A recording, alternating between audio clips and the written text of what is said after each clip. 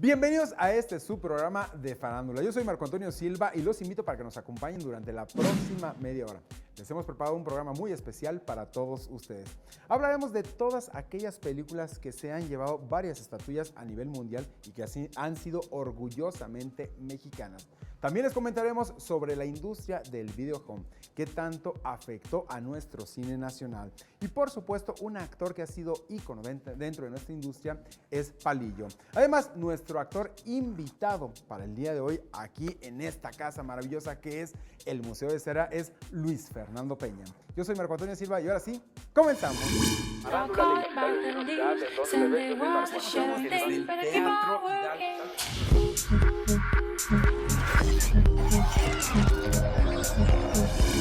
Bienvenidos a este su programa de farándula. Nos encontramos transmitiendo desde el Museo de Cera y el día de hoy vamos a hablar de la nueva época del cine mexicano. Sin embargo, nos encontramos transmitiendo desde la sala donde se encuentran los personajes del cine nacional, todos aquellos que hicieron historia y que trascendieron a nivel internacional por su talento. Y para ello, y para hablar del cine exactamente, tenemos a un primer actor. Él es Luis Fernando Peña, quien pertenece a la nueva era del cine nacional. ¿Cómo estás, Luis? Muchas gracias por estar con nosotros. No, al contrario, gracias a ustedes. Contento, un poco emocionado de poder convivir, por lo menos así, ¿no? con estas grandes estrellas. ¿Verdad? Qué impresión nos deja el saber que durante muchos años los hemos podido ver a través de la pantalla chica ahora, porque antes era la pantalla grande, pero ahora desde nuestras casas podemos disfrutar del talento de todos ellos, las historias, obviamente el talento, la parte laboral, la parte profesional, actual, todo lo que se disfrutaba, ¿no? No, y vaya, yo crecí con ellos, ¿no? Yo en la casa de los abuelos, en tu casa, su casa, era de cada 8 días sentarte a ver una película o de Pedro Infante, o de María Félix, de Tintán, de Cantinflas, y empecé a crecer con todos estos personajes. Ahora, 33 años después, sí, tengo 33, que pertenezco de cierta forma al gremio que ellos labraron, que ellos formaron. Te das cuenta de lo importante que fueron, ¿no? El hablar de una María Félix que paralizó Italia, que paralizó París, que paralizó Madrid. A mí honestamente me hubiera encantado vivir esa época, de la época de oro del cine mexicano, cuando los Arieles, cuando se iniciaron los Arieles, que eran el premio más importante en nuestro país para la cinematografía, y que era una noche de gala completamente. Era industria en aquel tiempo, industria, ¿verdad? Se hacían más de 300 películas al año. Ahorita de plano, pues, de pronto llegamos a 150, si bien nos va, ¿no? Creo que hay que trabajar, hay que regular un poco la ley cinematográfica, ver qué es lo que está fallando, qué es lo que se hacía en ese entonces, que se dejó de hacer, y que por qué no podemos retomarlo en algún momento y volver a vivir una época como la que se vivió hace muchos años. Tú has estado metido en esta industria del nuevo cine nacional, el cual, bueno, vino a reivindicar parte de exactamente de esa industria. ¿Qué pasó? ¿Cuál fue el bache? ¿En qué nos equivocamos como mexicanos ya trayendo un know-how o un conocimiento exactamente de cómo se tenía que hacer el cine? ¿Qué pasó? ¿En dónde nos perdimos? No sé si nos equivocamos, ¿no? No sé si hay un bache, creo que sí. Es que a alguien de pronto se le ocurrió la maravillosa idea, y lo digo así, ahorita claro, porque de poder innovar las películas, ¿no? Y de pronto llegó este tipo de cine de la época de las ficheras, ¿no? Donde afortunadamente salieron grandes actores como Rafael Inclán, doña Carmen Salinas, Alfonso Sayas, Borolas, vaya, todos estos también, estos personajes de nuestra cinematografía que están allí, que de alguna forma vinieron a poner los cimientos de lo que ahora, fusionado con lo que era la época de oro, es este cine que tenemos, ¿no? De repente vemos películas, sí, de arte, que de pronto Rodrigo Prieto, un fotógrafo, nos hace pensar y recordar un poco al maestro Figueroa de aquellos años, ¿no? O alguien como Héctor Suárez, de pronto lo ves en una película como Ciudades Oscuras de Fernando Sariñana, haciendo otra cosa que no es el Mil Usos, ¿no? Tomando en cuenta que don Héctor, pues, es un maestro y que tiene los años de la vida en este medio, ¿no? Ahora, ahí también, ¿qué pasaba? Llega exactamente esa época dorada del cine nacional donde, bueno, finalmente las películas iban a muchos festivales y llegaban con premios y reconocimientos porque había una historia, había una dirección, había una iluminación, había un director obviamente de escena para poder marcar exactamente lo que él quería plasmar frente a la pantalla. ¿Qué pasó después? Ahí. Yo creo que seguimos trabajando, creo que este pequeño bache, ¿no? de la época de las ficheras empezó a perder mucha fuerza. ¿Por qué? Porque era un cine comercial, era un cine que se iba a los cines y la gente estaba encantada con ese tipo de cine. Había otros a los que no. Y creo que fueron varios directores ahora ya consagrados como el maestro Carrera, el maestro Ripstein, que dijeron, ya no nos gusta este cine, así como en su momento fueron, ¿no? Los que empezaron a hacer el cine de ficheras, ya no nos gusta ese cine. Entonces creo que a partir de Como agua para chocolate, La mujer de Benjamín, El bulto del maestro Retes, se vuelve a retomar como otro tipo de historias, no tan comerciales, un poco más como el cine de arte, que le llaman, ¿no? Y que al final del día es algo que a nosotros nos había funcionado muchísimo hace muchísimos años, en festivales. Cantinflas, simplemente cuántos globos de oro no ganó, ¿no? Tintán también tuvo reconocimientos en España, en San Sebastián, y creo que el animarnos a retomar como la esencia de lo que para nosotros los mexicanos significa el cine, es lo que afortunadamente está haciendo que se empiece a consolidar mucho más, ¿no? Creo que el cine es algo que ya lo traes, sí lo podrás estudiar, sí lo podrás llevar a la práctica, pero el ojo del cine ya lo traes de nacimiento, ¿no? Llegaron los hermanos Lumière y a los 2 años pues, en México ya se estaban haciendo películas y nadie nos estaba enseñando. Creo que de ahí viene esta como renovación de lo que ahora es el nuevo cine mexicano. ¿Crees que hayan muerto esas historias de ese México de la década de los 30, de los 40, de los 50, cuando llega exactamente ese cine de arte, donde finalmente dicen esas historias ya no están vigentes, ya son obsoletas, ya no se pueden contar, hay que contar cosas totalmente distintas, acordes al México que hoy en día estamos viviendo? No, definitivamente no. Creo que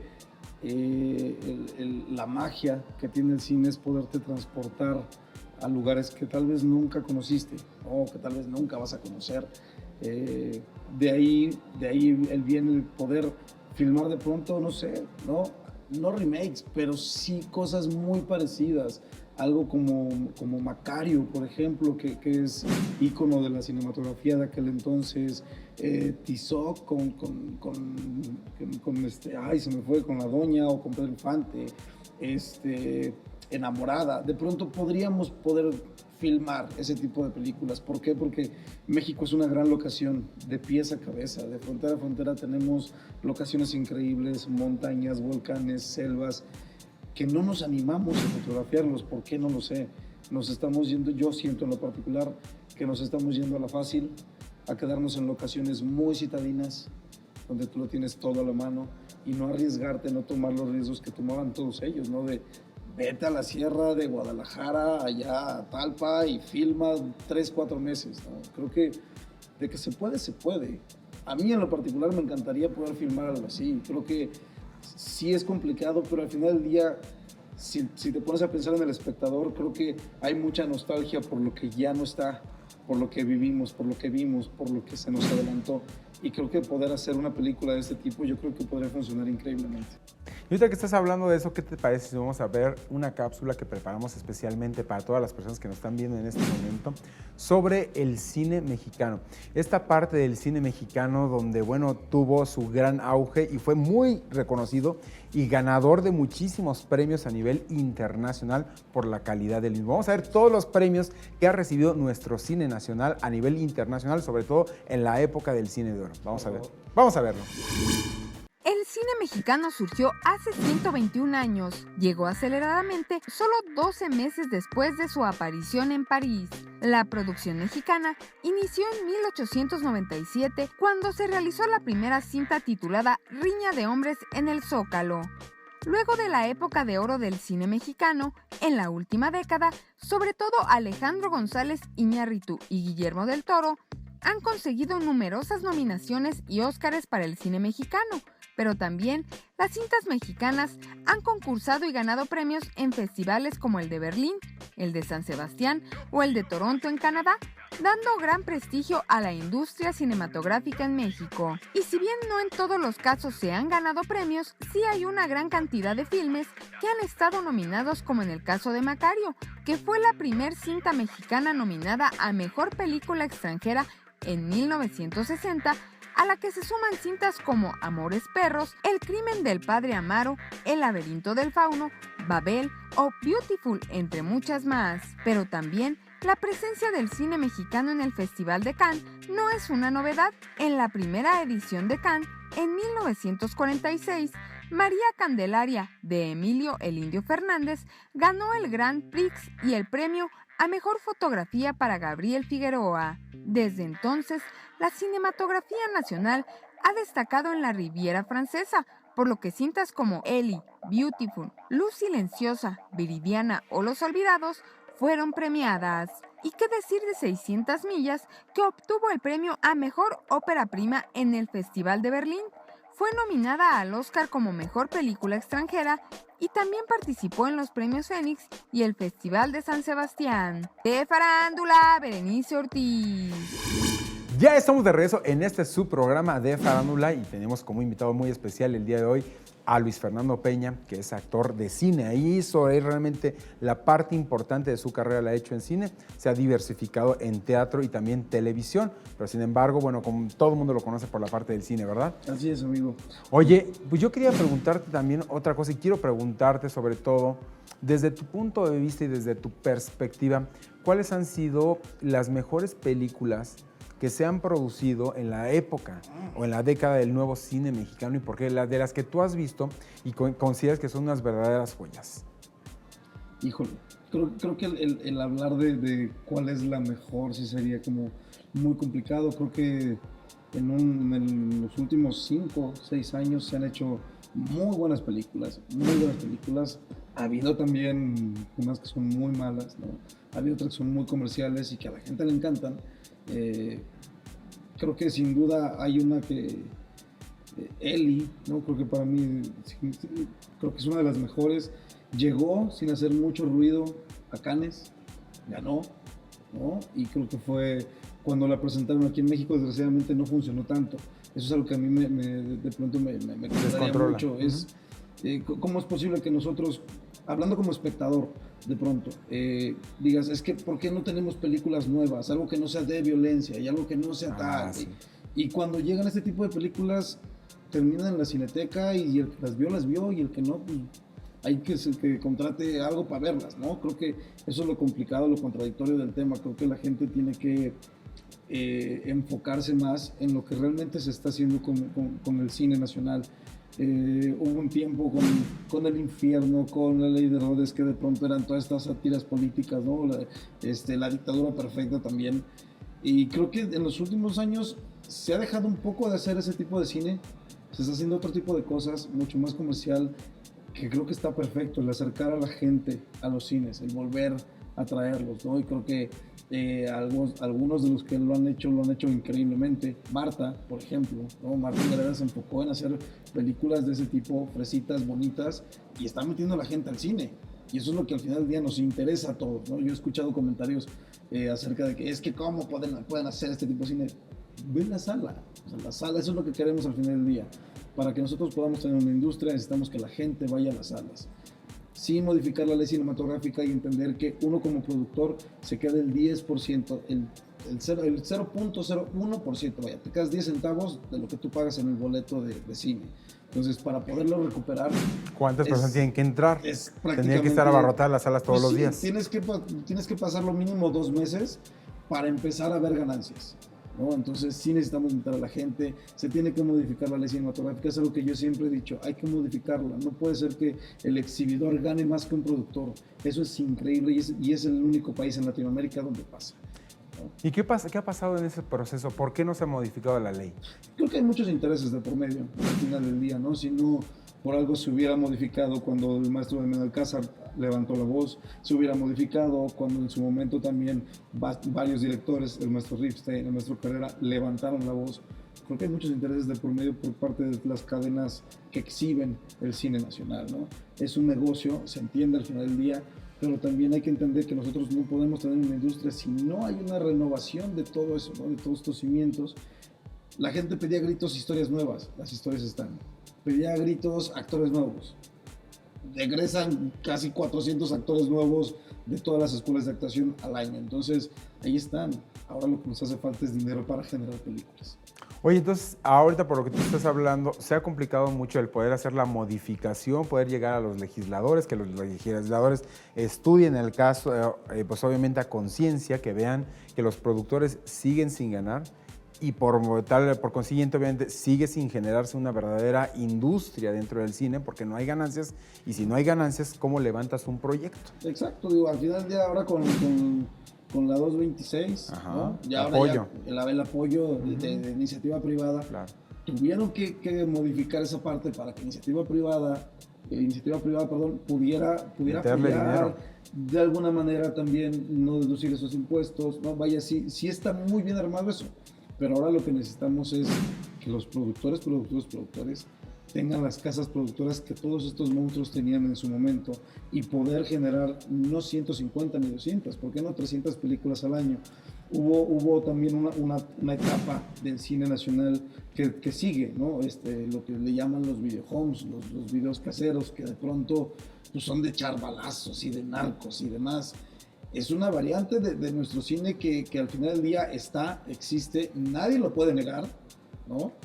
Yo no he conocido a un actor que diga, no, a mí no me han ofrecido participar en un videohome, por supuesto que a todos nos han ofrecido, y que al final del día es una forma de hacer cine, un poco muy diferente, no lo filmas con estas cámaras Arri, las 35 milímetros, que ya tampoco se usan, que mal, pero bueno.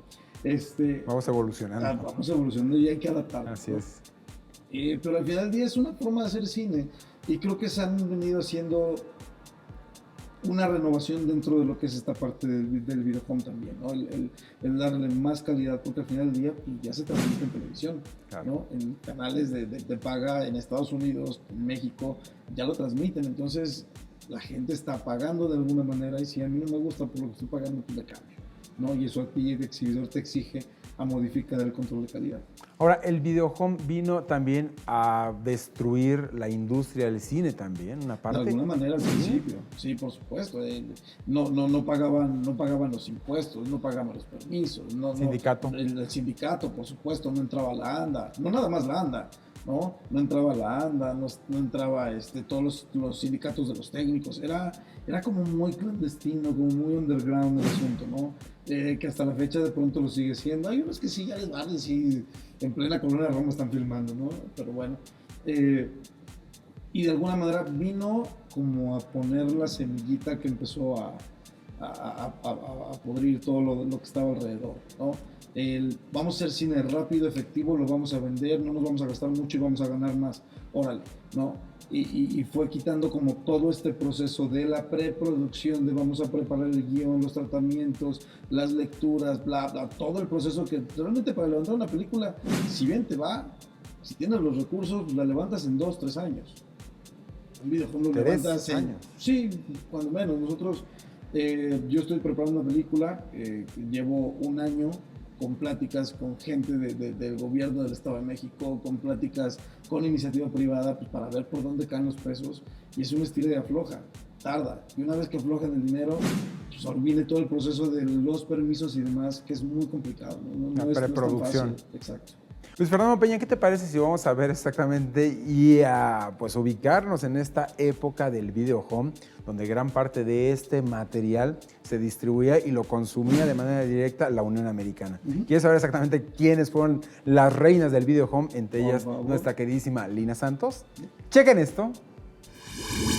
El videohome se ha vuelto un negocio polémico. El presupuesto, la calidad actoral, la producción, pero sobre todo la temática, han sido factores a cuestionar por parte de la industria del cine, ya que el narcotráfico siempre suele ser el tema recurrente en la mayoría de estos proyectos. Estas cintas son distribuidas en Estados Unidos en cadenas de supermercados, tiendas de autoservicio y canales de televisión con programación para la comunidad latina como el Canal 62 de la ciudad de Los Ángeles. El videohome es un medio audiovisual que crece en importancia, pues consigue ofrecer trabajo y experiencia a miembros de la industria y a largo plazo, nuevos empleados y altas remuneraciones económicas, con un aproximado de 50 películas al año.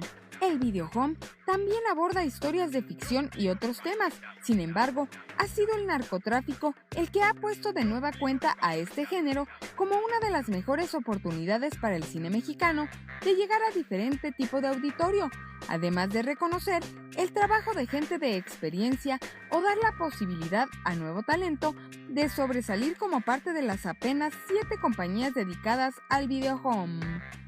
De Farándula, Berenice Ortiz. Y bien, ya estamos de regreso en este subprograma de Farándula. Nuestro invitado de hoy, Luis Fernando Peña, actor de cine, teatro, televisión, pero bueno, principalmente nosotros nos encanta ubicarlo en el cine. Luis Fernando Peña, ¿cuántas películas has hecho en total? Llevo ya cerca de... Le ando pegando a los 17, 18 películas. 18 películas, Sí, ya. Ya en 17 años de carrera. ¿Y qué tal, cómo han sido estos 17 años de carrera y qué tan, tanta importancia han tenido las películas desde tu punto de vista? Pues no han sido fáciles, han sido de picar piedra, de entrar al cine, de salir del cine, entrar a la televisión, adaptarte a una forma diferente de trabajar, regresar a los inicios con el teatro, quedarme 2, 3 años ahí, regresar al cine. Vaya, he corrido con la suerte de que ha sido un camino bastante empedrado y que al mismo tiempo, como me ha costado, pues, lo he disfrutado muchísimo. ¿Cuáles han sido esas películas que te han dejado a ti en lo personal con mayor satisfacción?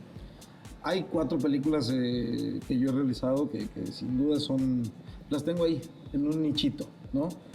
Un Embrujo, que fue la primera que hice, fue una dirección del maestro Carlos Carrera, con Blanca Guerra. Fue la que me metió la idea y que me hizo, cuando regresé de Campeche, me hizo decirle a mi mamá, es a lo que me quiero dedicar el resto de mi vida, ¿no? Y así va a ser. Después llegó De la Calle, una historia que yo la había leído en algún momento en la secundaria y dije, ay, ojalá algún día, ¿no? Y pues ese día llegó y fue en cine con Gerardo Tort, con Maya Zapata. Una historia que en su momento la montó Roberto Sosa en teatro, una persona que justo en ese momento cuando yo estaba filmando De la Calle había tenido el gusto de conocerlo, que a mí me encanta cómo trabaja Roberto. Después obviamente viene Amarte Duele, que hay un antes y hay un después tanto en mi vida personal como en mi carrera gracias a esa película. Es una película que quiero muchísimo, que tuve la suerte de poder trabajar con muchos grandes amigos hasta la fecha, Poncho, Marta, Armando, Jimena, que hasta la fecha nos vemos y seguimos acordándonos de anécdotas que pasaban en los campers, ¿no? Que pasaban en el Centro Comercial de Santa Fe. Y por último, Sin Nombre, que fue una película que a mí me costó muchísimo trabajo, un personaje bastante pesadito, la historia no era nada fácil, el hablar sobre una pandilla como lo es la Mara Salvatrucha, platicar, tener información directa de ellos, el convivir, el oler todo esto que hay en esta micro sociedad, porque al final del día están muy bien organizados. Fue bastante fuerte y creo que quedó bien, creo que el trabajo es bastante digno. Oye, ahora también, ¿qué pasa? ¿Se vive, pueden vivir holgadamente la gente que hoy en día se dedica a esta industria del cine? O sea, como actores. ¿O tienes que estar buscando, como dices, de la televisión? Porque muchas veces hay productores de televisión que desdeñan y dicen, vente para que te puedas comprar tu coche, vente a hacer televisión, no hagas cine. Y... ¿Qué pasa? No, nada, me acordé de un amigo. ¿De Yabu? Sí. No, la verdad es que hacer cine en México es muy complicado, no nada más para uno como actor, ¿no? Sino para los mismos técnicos. Hace rato platicábamos que yo soy una persona que me gusta llevarme bien con todo el mundo, ¿no? Yo sí soy de casi de amentadas de jefa con los técnicos, me llevo muy bien con ellos, Y yo sé la sobada de lomo que se paran es, termina una y te vas a otra, y te vas a la otra, y te vas a la otra, pues para poder llevar el chivo a la casa. Es bastante pesado. Como actor, puedes sobrevivir medianamente, ¿no? un cierto tiempo. Tampoco es como para que te vayas de vacaciones todo un año, ¿no? Pero sí puedes descansar pues, un mes, 2 meses, y creo que afortunadamente a mí en lo particular, Dios me dio la gran ventaja de que soy bastante hiperactivo. No puedo estar quieto en la casa, no puedo estar de flojo, no puedo estar tirado en el sillón. Si no estoy en un set, me pongo a escribir o me pongo a inventar cosas, ¿no? A trabajar con la gente, con mi equipo de trabajo. Empezamos a hacer cosas, empezamos a inventar, empezamos a hacer obras de teatro. Vaya, no puedo estar tranquilo.